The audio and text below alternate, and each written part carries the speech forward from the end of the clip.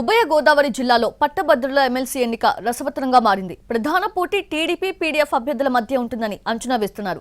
అప్పుడే ప్రచారం కూడా మొదలుపెట్టేశారు. 3,15,261 మంది ఓటు హక్కు వినియోగించుకోబోతున్నారు. ఇంతకీ ఈ ఎన్నికల్లో గెలుపెవరిది? ఉమ్మడి ఉభయ గోదావరి జిల్లాల గ్రాడ్యుయేట్ ఎమ్మెల్సీ ఎన్నిక ప్రచారం జోరుగా సాగుతోంది. ఆయా జిల్లాల పరిధిలో ఎలక్షన్ కోడ్ అమలవుతోంది. ఫిబ్రవరి 27న పోలింగ్, మార్చి 3న ఓట్ల లెక్కింపు జరుగుతుంది. ఏలూరు జిల్లా కలెక్టర్ ఎన్నికల రిటర్నింగ్ అధికారిగా ఉంటారు. కూటమి తరపున టీడీపీ అభ్యర్థిగా పేరాబత్తుల రాజశేఖరం పోటీ చేస్తున్నారు.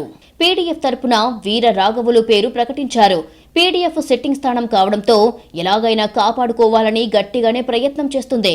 టీడీపీ 2 నెలల ముందే అభ్యర్థిని ప్రకటించి ఎన్నికపై ప్రత్యేక ఫోకస్ చేసింది.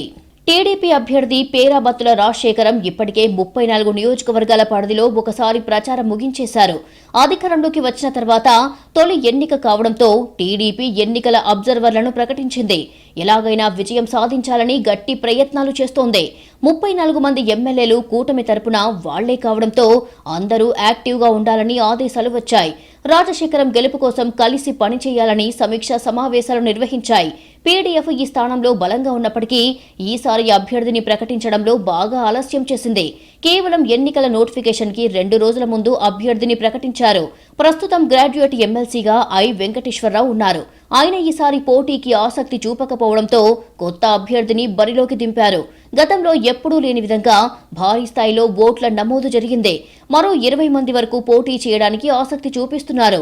పట్టభద్రుల ఎమ్మెల్సీ ఎన్నికకు దూరంగా ఉంటామని వైసీపీ ఇప్పటికే ప్రకటించింది. ఆ పార్టీలో ఒకరిద్దరు నేతలు స్వతంత్ర అభ్యర్థులుగా పోటీ చేయడానికి ఆసక్తి చూపుతున్నారు. పార్టీ మాత్రం ఎలాంటి స్టాండ్ తీసుకుని ఎవరికి మద్దతిచ్చేది ఇప్పటి వరకు ప్రకటించలేదు. మొత్తానికి పట్టభద్రులు ఎవరికి పట్టం కడతారు అనేది ఆసక్తికరంగా మారింది.